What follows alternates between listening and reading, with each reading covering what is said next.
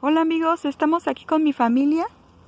Nos estamos preparando porque vamos a prender una fogata en unas 2 horas más.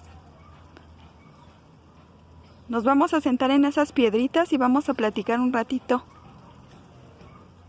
Ya estamos preparando los bombones. Miren, me acerco un poco. Es bambú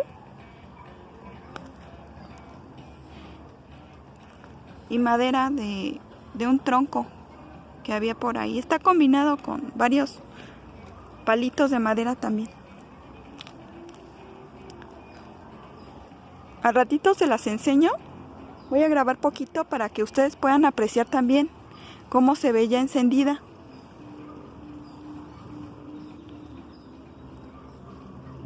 Ojalá y también ustedes se puedan juntar en familia para que convivan un momento.